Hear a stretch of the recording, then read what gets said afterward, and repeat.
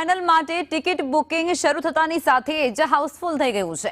માત્ર એક જ મિનિટમાં વેબસાઇટ પર વેઇટિંગ શરૂ થઈ ચૂક્યું છે। 1 મિનિટમાં જ ટિકિટ વેચાઈ જતા 25,000થી વધુનું વેઇટિંગ અત્યારે જોવાઈ રહ્યું છે। ફાઇનલ મેચ પહેલા ટિકિટ બુકિંગનું ફાઇનલ લોટ ઓપન થયો, જેમાં 12 વાગ્યે બુકિંગ ઓપન થતાં જ ક્રિકેટ રસિકોની બુકિંગ માટે મથામણ શરૂ થઈ ચૂકી છે। તો વર્લ્ડ કપ ફાઇનલ માટે ટિકિટ બુકિંગ શરૂ થતાની સાથે જ હાઉસફુલ થઈ ચૂક્યું છે, જેમાં માત્ર એક જ મિનિટમાં વેબસાઇટ પર જે વેઇટિંગ છે શરૂ થઈ ચૂક્યું છે।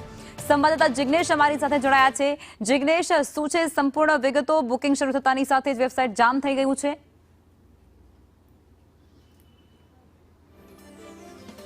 લખમાં ભારત વર્લ્ડ કપની ફાઇનલમાં પ્રવેશતાની સાથે જ એટલે કે સેમીફાઇનલ જીત્યા બાદ જ જે બુકિંગ હતું તે શરૂ થઈ ગયું હતું, પરંતુ છેલ્લી ઘડી સુધી લોકોએ રાહ જોઈ હતી અને અત્યારે સ્થિતિ એવી છે કે લોકોને સ્ટેડિયમમાં મેચ જોવી છે, પરંતુ ટિકિટો નથી મળતી।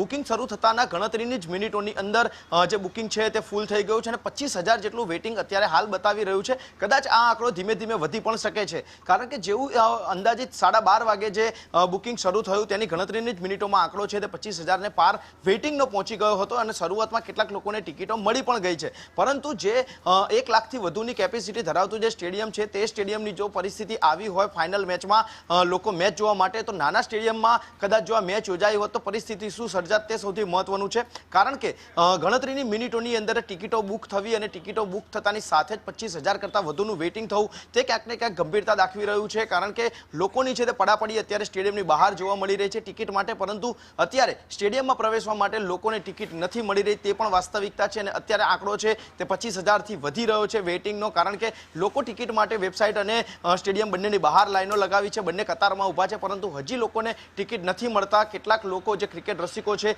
તે હજી પણ નારાજ થઈ રહ્યા છે। જી આભાર જિગ્નેશ, આપ જોડાયા તે બદલ।